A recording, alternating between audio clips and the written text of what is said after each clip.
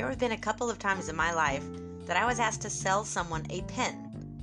It's known in the sales industry as the pen test, and it's used often in training. In the training exercise, a future salesperson is asked to act like they're selling this basic, mundane ballpoint pen to a prospect. The challenge is to get the prospect somehow interested in buying the pen, as if it were special and different from other pens. Any pen test master knows that the secret of winning the prospect over is to get them excited. The seller usually starts by raising their eyebrows and exclaiming, "Hey, isn't this pen great?" Somehow, we instinctively know that if we act excited, the prospect will naturally become excited as a result. It's just like we discussed earlier in another exercise. You can will a person's emotional state to synchronize with yours. And just like a tuning fork, you'll bring them to a positive state of being without them even knowing it. JOYkwondo. If you can get someone excited about something, it's usually resulted in them being more readily influenced by you. But how do you purposely get someone excited without any effort on their part? One tried and true technique uses the art of storytelling. As emotional creatures, we are naturally drawn to stories. We crave conflict and resolution. We need a hero to relate with and a villain or obstacle to overcome. People have been telling stories as a means of entertainment for generations, and it's also a valuable sales and marketing tool. It taps into a deep desire that we're all born with. As a storyteller, you are hugely influential to your audience. You become more relatable, and the audience enjoys the pleasure of riding an emotional roller coaster with you.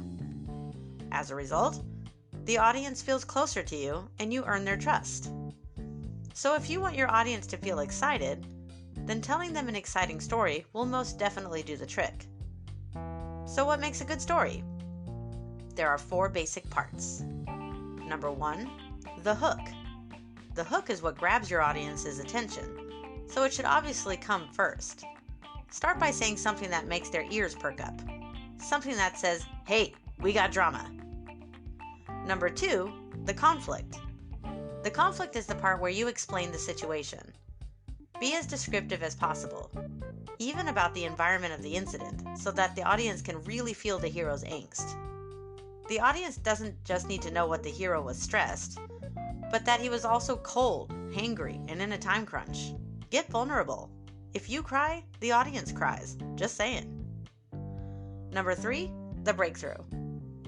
Now you talk about the triumphant victory, the aha moment that the hero has, the courageous decision to take action, and the final blow that ultimately destroys the opposition. Crisis averted. Finally, number 4, the reflection. This is when you make the audience a part of the story, thus establishing a strong bond built on trust and friendship. You're going to reflect on your story, answering the following questions. What was the experience? What did we learn? And what can your audience learn from you?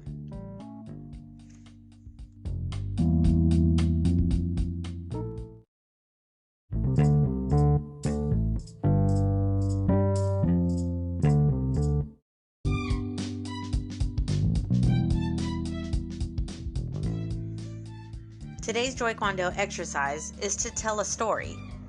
You can either write it or film yourself telling it. But tell an exciting story to influence your audience to do something. Use whatever cause you want. You can even use the pen test if you like. The purpose of this exercise isn't to get the audience to take your side, but to simply get the audience excited. If you can get people excited once, they'll come back to you for more. It'll be another JOYkwondo move to have in your bag of tricks.